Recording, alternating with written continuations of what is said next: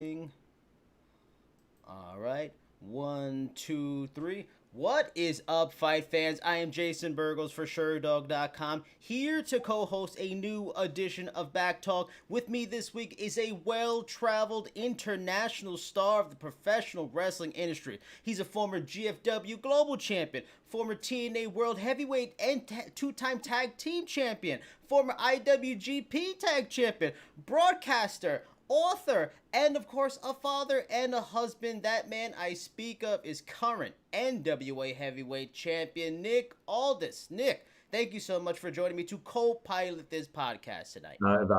It's a real honor. Thank you, Jason.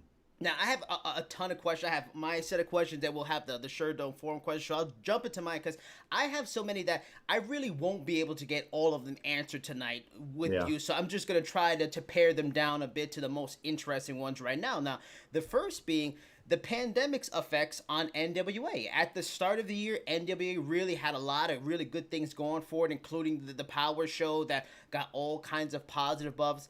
As the face of this brand, and a man, honestly, in just the beginning of his wrestling prime, how frustrating has these last 6 months been on a career level, on a creativity level? Has it made you that much more grateful you have a wife and a child to keep you busy at all times so you don't go stir crazy at home? Yeah, well, it's definitely frustrating, no doubt.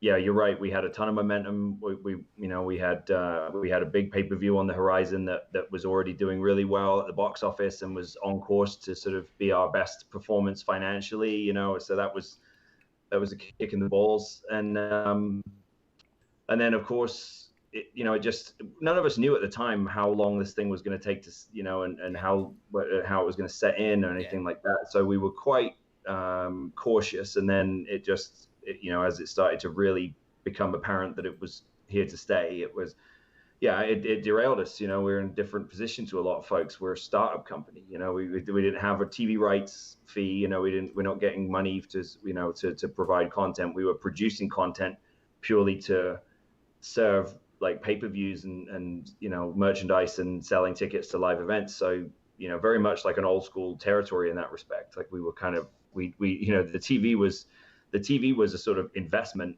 in trying to generate revenue on all these other levels.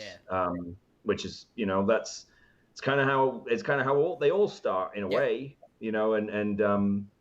Unless you're able, like a Tony Khan or somebody like that, to you're able to sort of make a really significant investment in the beginning and kind of have those established relationships, which is why Tony's been able to have so much success with AEW in such a short period of time. But really more from the fact that, like you said, we did get so much critical acclaim. And for me personally, it's like, when you consider the fact that I was part of TNA during its peak, on Spike, we were averaging like a couple of million viewers every week on primetime cable, and I'm wrestling like Kurt Angle, AJ Styles, Jeff Hardy, Sting, Samoa Joe, and yet today I know that like my status in the industry is higher than it was then. People consider me in that.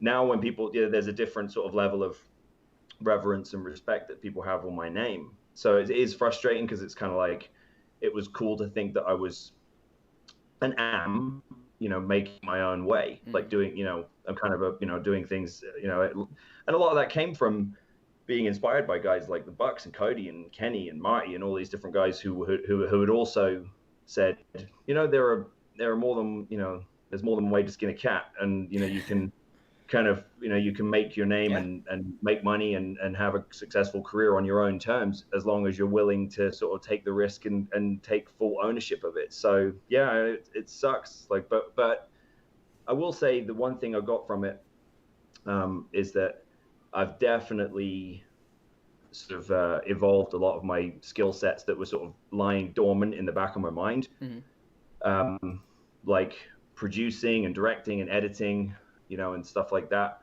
Because a lot of that I had a hand in it, but I was always it was always me just sort of verbalizing like how I saw it going, like the build to a certain match or a pay-per-view or creative or whatever.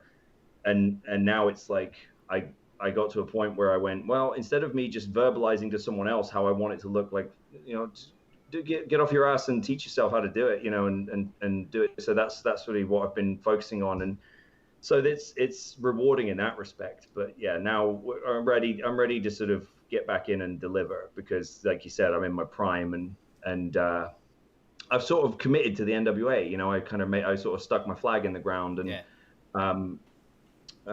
it's not like one of those things where I'm like, I'll go down with the ship, but at this point in time, it's like I politely sort of decided to stay put when I talked to Tony, at the beginning of 2019, and like, it was very amicable, but I was just kind of like, man, I've just really committed to trying to make this thing successful now, and at this point in time, I really want to sort of see it through and try to build it into something, because I really think that we can exist in the market alongside an AEW, and sort of provide genuine alternatives to the WWE product.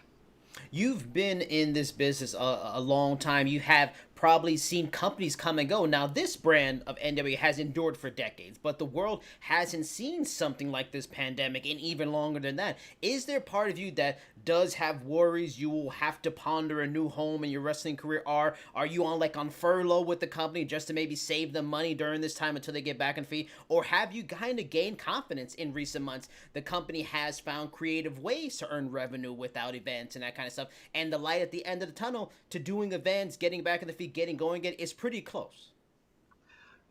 So to answer you, no, I'm not furloughed. I've been very, very fortunate to be making my salary this entire time. I did offer to give back a little bit of my salary to help sort of stem the bleeding a little bit. And so he's just kind of modified my deal to sort of factor that in and kind of put things in place to sort of extend it at a later date and stuff like that. But no, yeah, I mean, look, like you said, I've been around the business a long time. So the worst thing you can do in this business is get comfortable, and the worst thing you can do is to assume that I'm good. I'm right, like I'm okay. I'm sad. I mean, look at Gallagher. Like they went from feeling like they had, because everything is timing in the business, right? Everything's like, the amount of money that guys get, like the spot they get, the push they get, the success they have, a lot of it comes down to timing. Like, you happen to be in the right place at the right time and with the right circumstances, you take advantage of it and you catch that wave. And they went from feeling like, man, we absolutely timed this perfectly. We were able to kind of, they busted their ass in Japan, especially Carl. I mean, shit, the guy's been doing it for, he'd been plying his trade over there for years, and and pretty much made himself kind of one of those guys that was like, I don't need WWE, I don't need anywhere else. And he, took the plunge and said, all right, cool, but you're going to write a check for it. And then with the sort of added leverage of AEW and stuff, like, that's business. And they kind of got screwed. And and the lesson to take from that is, because they did nothing wrong. Like, they absolutely did nothing wrong. They were just doing they negotiated the best thing they could themselves, which is what we're all supposed to do. But then they found themselves in a disadvantage. But ultimately, like, we've all had those moments where we went, yeah, I'm good. I mean, look, I was TNA World Champion, and I knew that I was leaving the company when my contract expired. Like, and I said it privately to some of my friends at the time, and they were just like, "What? Like, you crazy? No, I'm telling you, like, there's no way I'm staying. I'm finished." So it's like, it doesn't always, what's happening in here or behind the scenes does not always match what's being presented. But it all feeds a rich tapestry, and I believe that. I think that when you see guys, like, when you really look at the sort of the guys that really generate like emotion with the audience, and the guys who really sort of command that level of respect like I feel like I do at this point. I think it's because a lot of fans can kind of see that you've got a few scars. Yeah. You know, they can see that you've kind of eaten a few plates of shit in your career. Yeah. You kind of you've like bounced back from it and been like, you know what, like I'm still here. You know, like I'm still fighting.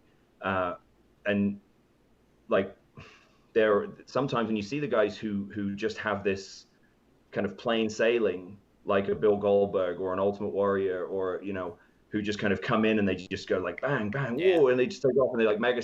A lot of the time they flame out, and look, yeah, and that's not a knock on either of those guys because they both made a boatload of money, you know, in a very short period of time. But what I mean is like it often, you know, you often need like guys like that can't exist without guys who have been grafting for years and years and know how to make them. It's like we all sort of feed the beast. But I think that a big part of our success in terms of like the product we've been putting out was the fact that we were authentic and honest about like me and Tim and you know the guys who we sort of built the brand around at the beginning, because we didn't pretend to be something we weren't. Like we told an authentic story, and we took things like we sort of stripped it down. We used to joke privately that we were the real Raw, because like we really were doing like Raw. We were kind of showing everything like warts and all, and going like, yeah, like this is, because that's where boxing and MMA kind of took it. You know, they kind of they sort of took the best elements of pro wrestling. Like you could tell that they looked and went, man, you know, wrestling might, you know, doesn't necessarily cater to all boxing fans and wrestling fans' taste, but you could tell that they were looking and going, now there's some of the stuff they do though is pretty clever in terms of like promoting a fight and, you know, making a pay-per-view. And, you know, a lot of boxing fans and sports guys and they will credit Vince McMahon as a great promoter. Yeah.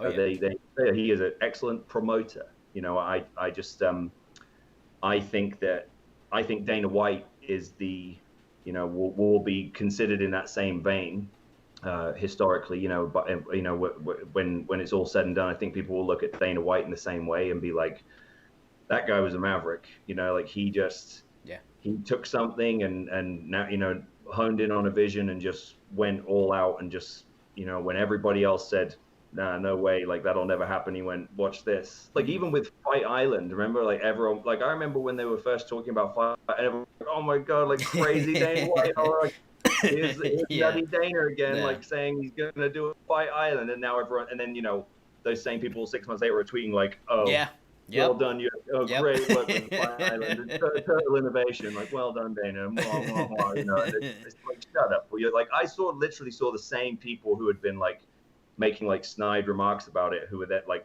praising it 6 months later, you know, but you know, everyone's an expert these days.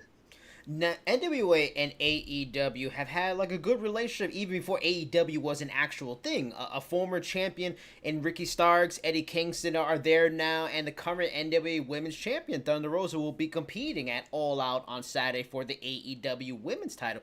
2 years ago, you brought your NWA title to All In to face Cody Rhodes. It seems like a win-win for everyone right now, but are the gears in motion for you to carry that NWA flag onto TNT for Dynamite at some point soon to keep that brand awareness strong before the promotion does get going again? I even saw a recent quote from Billy Corgan saying he thinks champions should be fighting champions. That's why he likes Thunder Rosa working with AEW right now. What's the chances that you might do the same? The chance is there. Like that's as much as I can say. I'm open to it. You know, Billy's open to it. I think that I personally think that if it's up to me, I personally want to, you know, if the conversation inevitably goes to Cody Aldis 3, I want to wait till we can have fans. Right. That's just me. Yeah. I feel like, because, you know, to me, it's like All In, let's face it, we were the main event of that show. You know, I feel, and I'm very grateful to the Bucks and to everyone who made that show possible for, you know, going with that, and for Cody for wanting it, and for, you know, but we did the work. We grafted. Like we, you know, we went from you think when that show was September 1st of 18, and we started the 10 Pounds of Gold series on YouTube, I think in September of 2017. So it's like within a year to be in a position like that. Pretty good proof of concept. And I think that, in many ways, you look at that show, it was a fantastic event. It was a stacked card. I could have possibly done without the penis druids, but apart from that, but ultimately it was a true sort of celebration of all these like different talents. It was a perfect example of what can be done when everybody puts their egos aside, right? And just goes, hey, let's make a great show. Like, I'd never remember anybody kind of being butthurt about who was on last. And, like a few guys came up to me and said, don't you think you and Cody should have been on last? And we were just, and I was just like, I didn't really care where I was. I wanted, because I knew. Yeah. And it wasn't like and I don't think you can look at our match and think that we like, it's not like we, screwed the rest of the card over. It wasn't like we just went out and did everything. We just knew that we would be special. Yeah. Right. And, and I remind people, Rock and Hogan wasn't on last either. No. So I was like, I did not care. I was not, I was concerned about that. I was absolutely convinced, as Cody was, from day one, from the minute they did a press conference in Chicago, I was absolutely convinced that we were going to have, we were going to have a milestone moment in the wrestling business. So but when you look at that show, if you take the Cody Aldis match out of that show, it's a very different show in terms of its sort of, I think in terms of its place in history. Yeah. Yeah. I think it would be I think it would still be a show that people would look at and go, man, that was amazing, man. Like, all these guys, they sold out this arena in like 30 minutes, and God, it was this, they had all these, different guys on it. But it wouldn't have had that thing of like, God, that was a special history. Yeah. Night, yeah.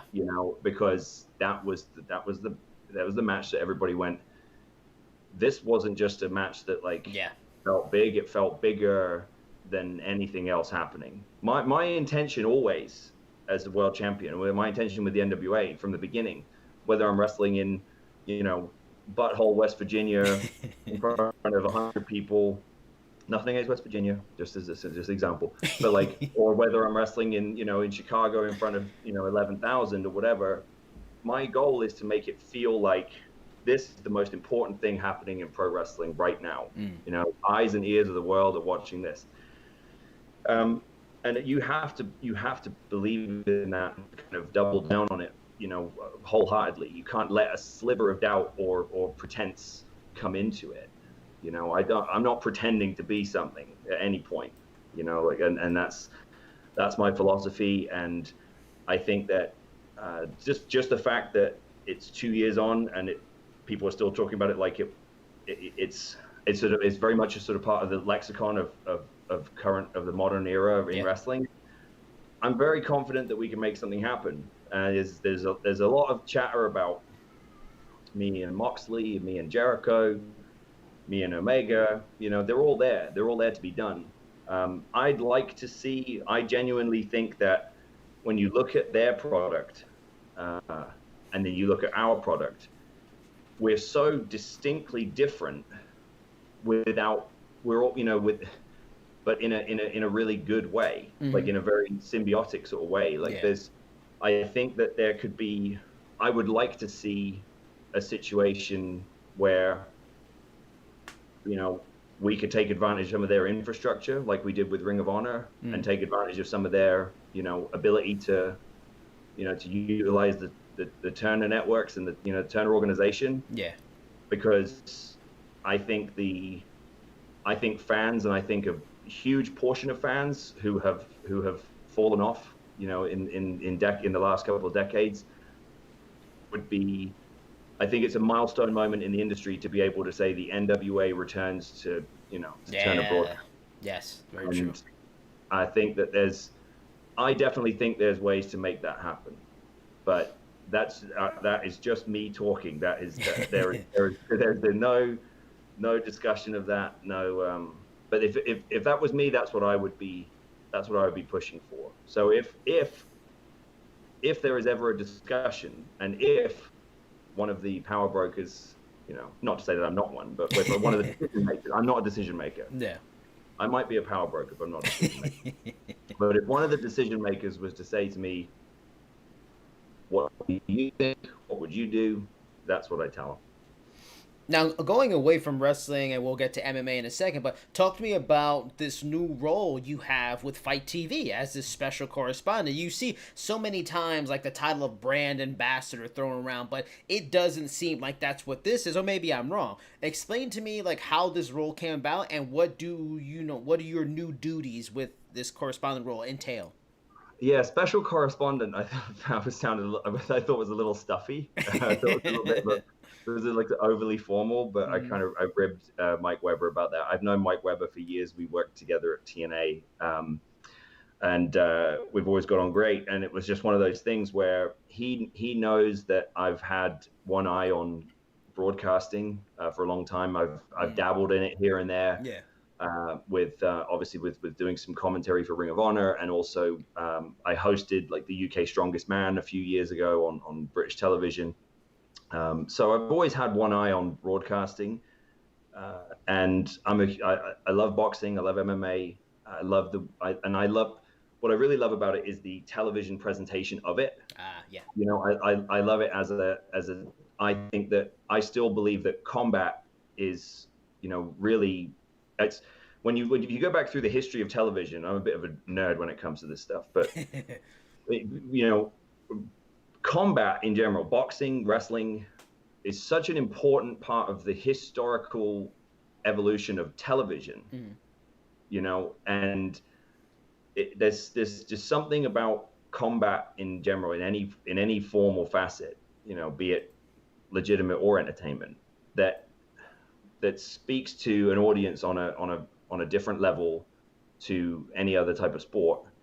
And I think that the broadcasters, the really great broadcasters, Jim Lampley, Larry Merchant, and even in a modern Joe Rogan, I'd put Mike Goldberg in there. I know that he can be a bit polarizing with the MMA community, but yeah. I personally felt like when he was on, he's great.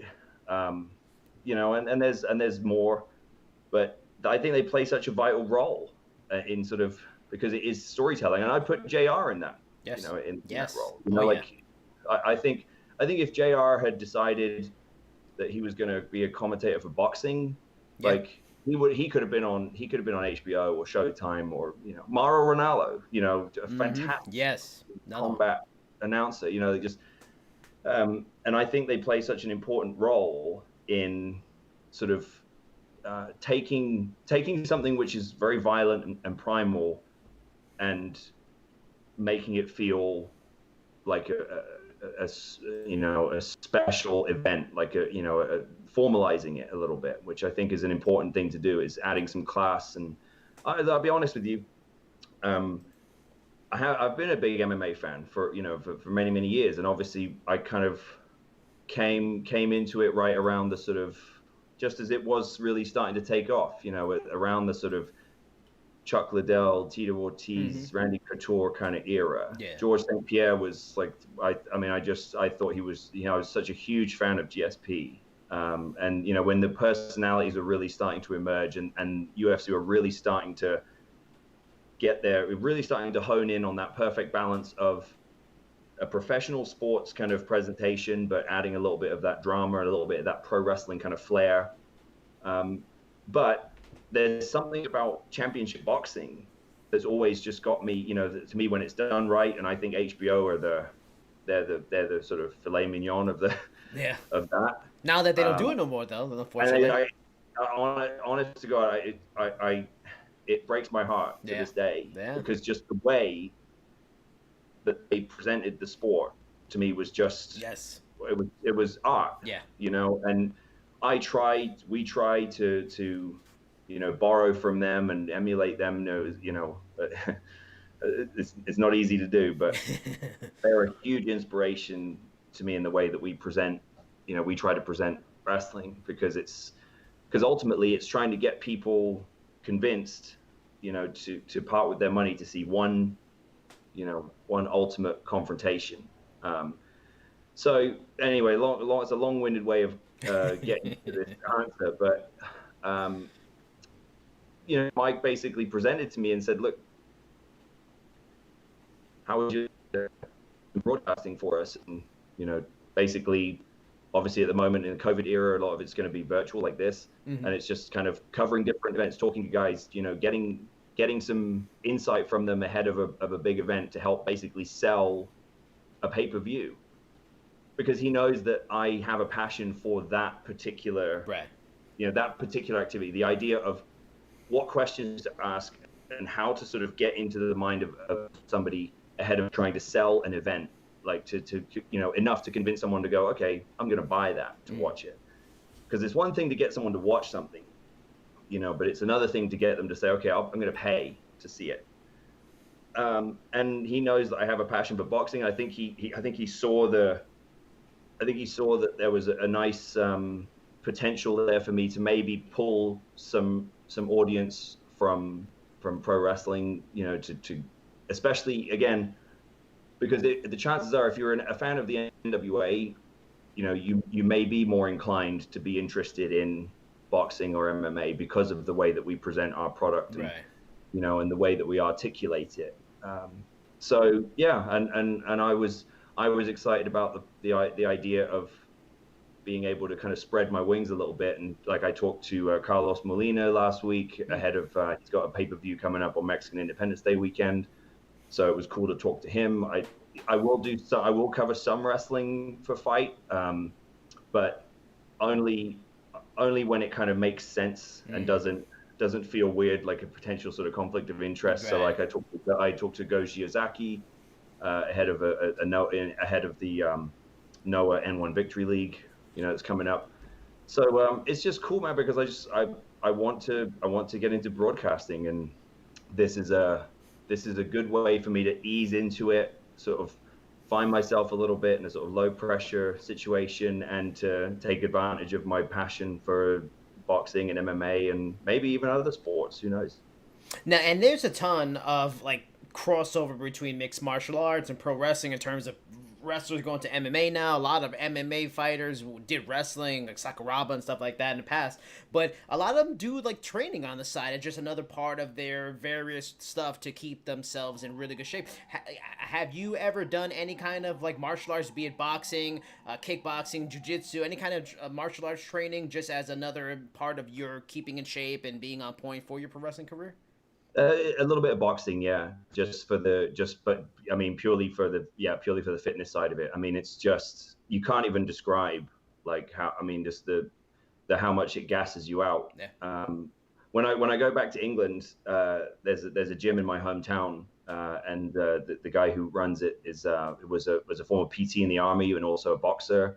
So it's very much a conditioning gym. So he's a perfect example of like guys who are cool about it. Like he's a boxer, right? But he's not one of those guys that's like, oh, a wrestler, like he's like, man, that's cool, and then I come in and train. But I say to him, I want to, like, I don't know what the fuck I'm doing, but let me come in and do some boxing training. I want you to blow me up and kill me. I want you to like, and we'll just do pads, and he'll have me do like have me just a pretty standard kind of boxing workout. But I'm 250, and and if I was, if let's say I decided to go into boxing or MMA, like I probably would have fought at light heavyweight. I'm there's no way I would carry this amount of muscle around if I was fighting, you know what I mean? So it's like, so I'm gassed, like I'm doing the pads, and I'm like, I did it once, and I had Mickey film it, and I felt like, I mean, I was destroyed. I mean, I was so tired, so blown up. And I thought, man, this will look really cool, you know. And I watched it back, and I mean, I look like George Foreman in the Rumble in the Jungle. It's like by the end, like, and I looked at it and went, "What the hell?" Like, I thought I looked great. Like, you know, I watched it back and I went, "Man, I look like I'm in quicksand." But yeah, great respect for it. So I do, I dabble in it here and there for fitness. Yeah. What are your thoughts on how promotions like WWE, New Japan, and AEW have handled continuing to run their businesses through this pandemic, which has really no end in sight, it seems like? What are your thoughts on like AEW bringing back ticket buying fans last week for their show, and WWE's Thunderdome, which I personally love the whole Thunderdome setup. What do you think about these companies, how they've worked through this pandemic? Well, I think the Thunderdome is fantastic. I mean, you know, I mean, it's night and day compared to when they were in the Performance Center. I mean, so much better. Just night and day. I mean, it was. Well, I remember watching. You know, I watched a few. I couldn't watch all of them. I couldn't bring myself to sit through 3 hours and then 2 hours of like building, or just with like a handful of people. It just was. I just couldn't. And so I'll tread carefully, but yeah, Thunderdome.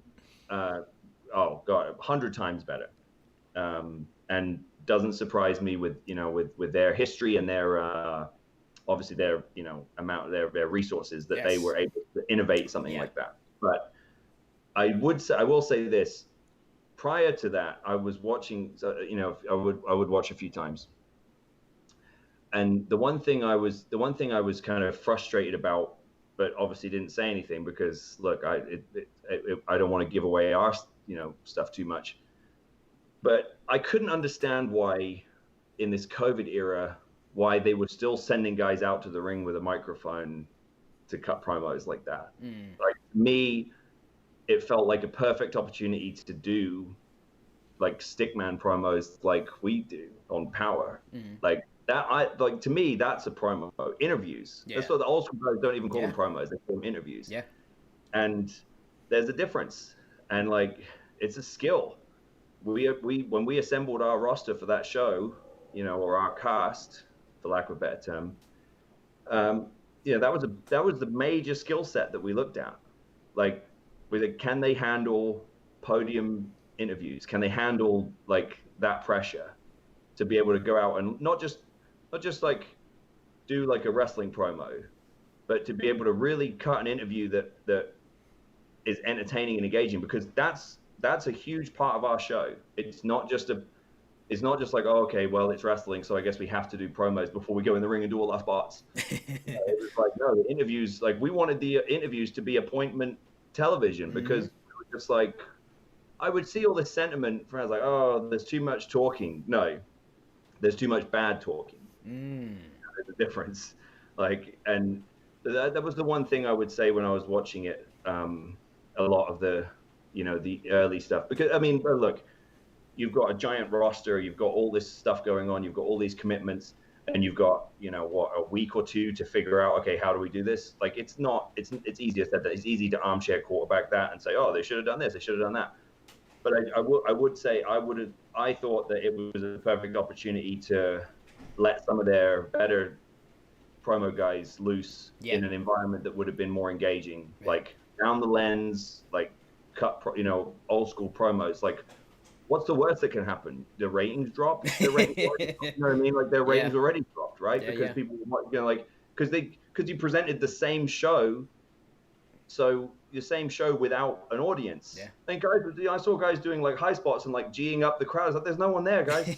Like, you look like a moron. Like, there's just little things like that made me just sort of go, what are we doing here? Like, you could be very careful not to fall into a formula. Like, to me, I think people watch this business because they want to feel like they're watching something organic. They know it's a suspension of disbelief. They know that what they're watching, they know deep down, okay, this is all, agreed on, as it says whatever, but they don't want to, they don't want it rubbed in their face. Yes. So true. The same with a movie. I know that like the Bourne movies are my favorite movies. I know that Matt Damon isn't really like this, unbelievably well-trained CIA operative with amnesia. But I'm watching this guy. It's not Matt Damon. It's Jason fucking Bourne. Yeah. So yeah. But I personally think Daly's Place is a fantastic venue for AEW. I think it had a much better aesthetic, even with no fans. I think just the open air, sort of that Florida sort of sky, the summer sky, kind of the that kind of stuff. Just again, speaking as a Brit, when I thought of America, I thought of like palm trees and like Corvettes and hot chicks, and like and like So the first place I moved when I came to the country was Clearwater, Florida. And I was just like, yep, here we are, like, this is what I want, and it's like. And so, that I think it's important to remember I'm big on visuals. You've probably figured that out at this point, but I'm big on visuals. Yeah. Like the wrestling's a very visual. Yes. Thing. And I think perhaps overall, I think that industry has perhaps honed in a little too much on the physical execution of wrestling maneuvers and a perfect match and like no flubs, like everyone's. The standard now for a good match is to make sure you don't botch. Yeah. Who cares whether it looked like you were cooperating with each other, or whether there was any real like malice or violence or contact going on, as long as you didn't botch. Yeah. And it's like to me that's the wrong approach. That's not the standard to hold yourself to. Like the standard to hold yourself to is like, did it feel like an athletic contest? Did it feel like combat? That's what I try to achieve anyway. Now I'll move on to the questions from our forums. There's a bunch of questions for you. The first one comes from Yojimbo, and this is probably my favorite of the bunch. He asks, you've been world champion in both TNA/Impact and NWA. How has your experience as the man differed in each company? Night and day.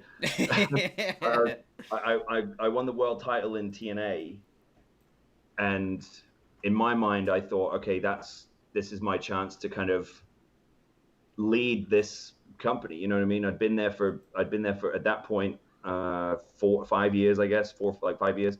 I'd worked every position on the card. I'd probably had the chance to go to WWE at least once and decided to stay put. I felt like I had sort of earned the respect and the trust of the audience and the dressing room. And it was like immediately, and again, it goes back to what we were talking about before with timing. Unfortunately, it coincided with a very unfortunate set of circumstances with AJ leaving the company. And a lot of that shit ended up being dumped on my plate. And a lot of that stink ended up on me. And a lot of fans who, because we were really starting to get into that Twitter, what we call now wrestling Twitter. That was when it was starting to become a real force. And during the course of that year, 2013, you could feel the momentum coming my way, and everyone was like, yeah, like we buy this guy. I mean, I wrestled AJ in the summer that year, and it was like 60-40, the crowd. And so and it was like, cool, I've earned my respect, what I mean? I've earned the respect of the audience, and even the discerning ones who crucified me when I first got there.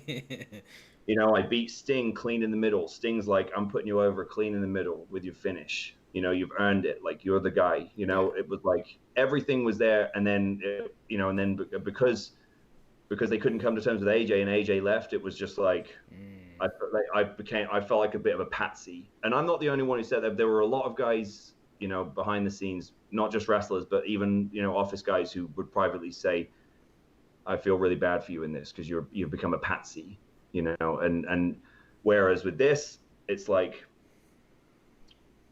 I wasn't handed it. With the NWA, I was offered the opportunity. Can you do something with it? And I said, fuck yeah, I can. And I said, like, watch this. And I basically said, I presented myself. I said, this is exactly how I wanted to present myself as the TNA champion. Just let me do it my way. Let me do it like how, you know, the vision I had for myself. And we did it with a YouTube show, you know, and I never had a sold out building, you know, all standing at the bell before we even touched when I was TNA champion, but I did as NWA champion, and I will again. Now, this next question is a very good one, too. I like that. It's from Pliny Pete. He asks, who is the best wrestler Nick has faced, and why is it Cody Rhodes? He's one of. You know, you know, best wrestler is such a, it's such a subjective thing. Well, who would you like working with the best? Go with that. How about that? AJ. Ah. I mean, he's unbelievable. He's phenomenal. Yeah, man, you just can't. There's just nothing he can't do. His timing, his you know, his movement, his selling, his, you know, he's a dream, you know, to work with. Jeff Hardy was one of my favorite opponents, just because, you know, for me it's about, a lot of it's also about styles. I said this recently. I was talking to Mickey about this. You know, we were talking about booking, and so I said, and I feel like being a good booker is like being a good coach, right? You don't necessarily have. It's not always about like getting all the best players. It's about getting the right players for the right positions, right? Some guys have to block, so some guys can score a touchdown. Yeah. You know, whatever. You need a good running back. You need a good this, good that. Are you impressed with my football skills? That's very good. Impressive. Very nice. And so, like, for me, it's a lot of the time, you know, I'll get booked for like an independent show, or someone wants to book like a super show or something, and they'll be like, we want to have you wrestle, you know, another guy, like someone who's built like me and wrestles like me, you know, and it's like, you're missing the point. Not to say that can't be good, you know, but it's kind of like, I see a lot of shows where it's like one really good high flying guy against another really good high flying guy, you know, and it's kind of like, there's all these great stories you can tell, you know, and I loved wrestling Jeff, because it's like, he was, first of all, I mean, the guy sells, you know, better than, you know, about as well as anyone ever has in the industry. You know, it's like, and he was so popular. Like, I remember I wrestled him once in North Carolina. Oh boy. And it's like, you know, I mean, you know, he's shining up at the beginning. He's doing, you know, hitting all his signature stuff, and you know, and they're going nuts, blah, blah, blah. You know, and I take over, and I hit him with one good punch, and he, like, you know, bounces over to one corner and like flails about and like bounces over to the other corner, and he's like clambering on the ropes. One punch, you know. So I look like a monster, and I see people in the audience just like, Jeff, you know what I mean? Like, and it's like, it can be done. You know, like, people that say in this day and age, oh, you know, that sort of stuff doesn't work anymore. Bullshit. It does. I wrestled Ricky Morton, for crying out loud, and I saw a lot of I'll speak on this real quick. I saw a lot of people when we booked that and announced that, being like, oh my God, like, I can't believe NWA are like booking like Ricky Morton in the world title match. Like, you know, he's the old guy and yada yada, and like, oh, this is, you know, this, they should have given the opportunity to not, like, this is the last show ever happening in the world. You know, it's one show, for crying out loud. And I took up and I went on it and said myself, I wanted this match, because it's true. I asked for it, because I said, it's like an actor getting to do a scene with Laurence Olivier. Yeah. You know what I mean? I was like, I want to wrestle Ricky Morton in Atlanta in an NWA ring, you know, as the world champion, right? Because I want Ricky, you know, because I want to beat the shit out of Ricky Morton and have people going, Ricky, you know, and they were, you know, and it's like, there's always a story to tell. Like, that's where my philosophy differs from, I think, from a lot of the stuff, you know. I think that's where a lot of the sort of, oh, he's a throwback, you know, Renaissance man type stuff comes from, but it's like, really, I don't think that wanting to tell stories it should be considered an old school or new school thing. It should be it should be the way it is always. But I mean, Cody, man, look, we're talking about combat sports. It's like you can have a guy like Mike Tyson or a guy like Brock Lesnar, or someone who becomes a sort of a myth and a legend for destroying everyone, right? But the fights that sort of live in history are when you match up the perfect opponents, like Hagler and Hearns, you know what I mean, and stuff like that. It's like and Flair and Steamboat, it's like they were great with others, but together it was a whole different level. And that's how I feel like it is with Cody and I. So Cody is definitely my greatest opponent in terms of, significance, because we happen to sort of mesh so well with each other. All right, so I know you have to go in a bit, so I'm gonna just give me quick hitter answers on the last bit of these here. Now, this one's pretty good. This is from Frank23. He asks, "Does Nick have a favorite Smashing Pumpkins song? To me, I think it'd be better if you had no favorites, and I'd love to know what happened if you did, and then when you first met Billy."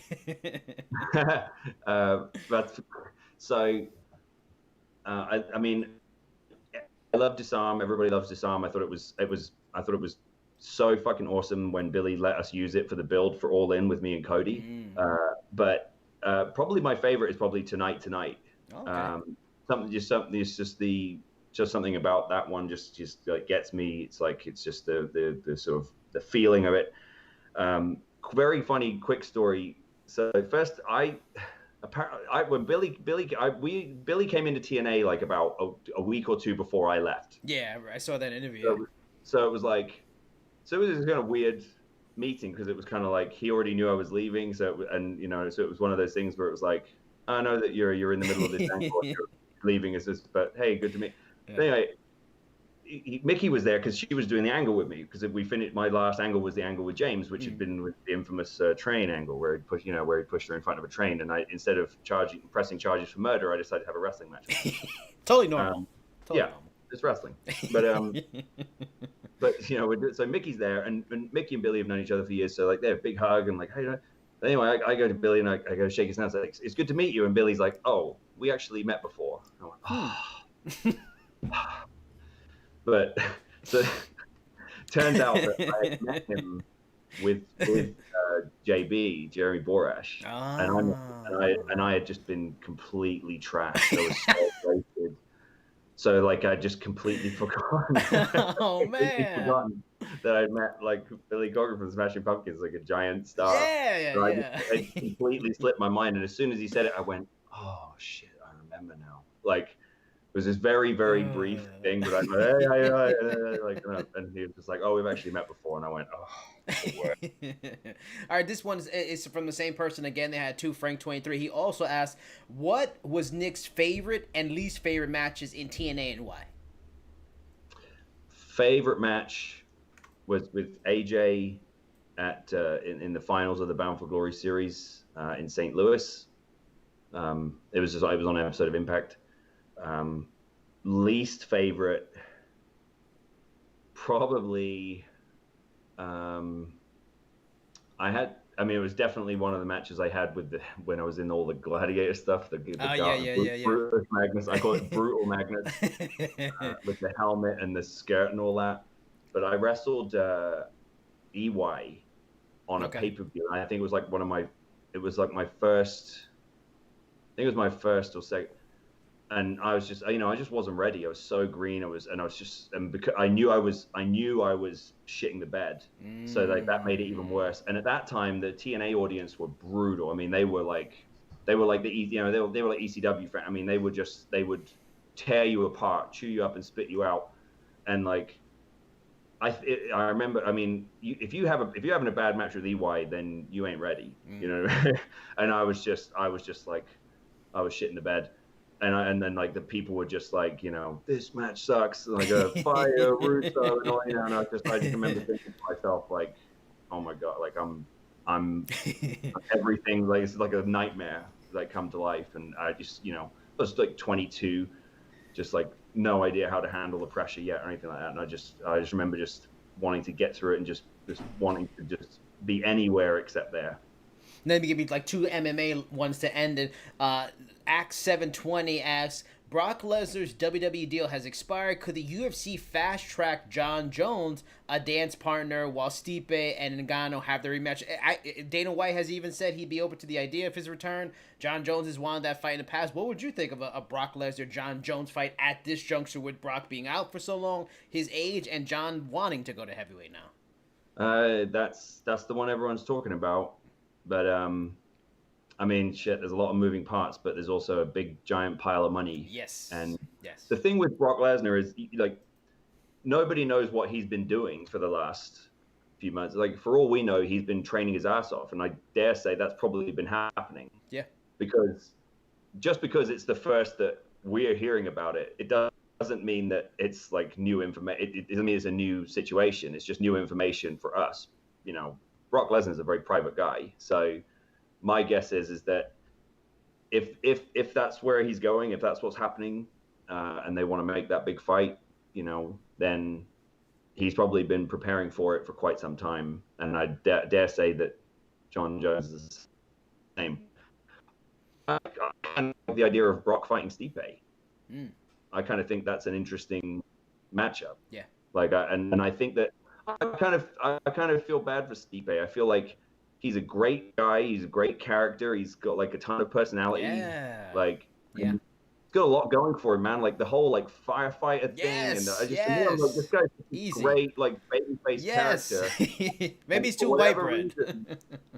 Yeah, I feel like like 10 years ago, like, or you know, or maybe even 15 years ago, in that sort of Randy Couture kind of era. Yes. Oh, like, yeah. I feel like they would have loved him because I think the audience was still a bit more like blue collar. But I feel like UFC MMA fans have sort of almost gone the same way that wrestling fans have, where it's like now they're almost like very sort of cynical and constructive, and it's like Stipe's too nice or something. Yeah.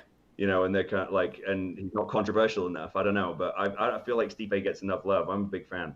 Yeah, in a post-Conor McGregor world, in a Colby Covington world, Stipe has just become too nice, which is unfortunate. But one more question, MMA.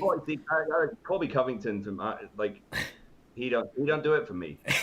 Like, you know, he tries too hard. Yes, totally agree. Like, he's totally like, agree. oh, look at me, I'm a bad guy. You know, it's like if he did that, again, it's like I was having this conversation recently where, you know, you take the best promo in MMA and you put him in wrestling, he's an okay promo. Very true. Right. And, but you take Colby Covington and put him in wrestling, everyone goes, like that's a lame promo. Like it's trying too hard. Like he may as well go. You know, he's like one promo away from going, if you guys don't shut up, I'm leaving. You know, he's just like straight up like bottom of the barrel promo 101 stuff. All right, now this one is for me in that Fedor has been that just legendary figure, never gone to UFC, probably never will, kind of probably retire in the next fight or two. And you are kind of, especially as you're entering your prime, you got many more years ahead of you. A guy like you, a guy like Omega, Okada, you're all kind of becoming the Fedors of your industry and like haven't really touched WWE, may never touch WWE. Do you almost take pride in that? If you never go to WWE, do you look at it as maybe I did something right and I did it my way and there's nothing wrong with that at all?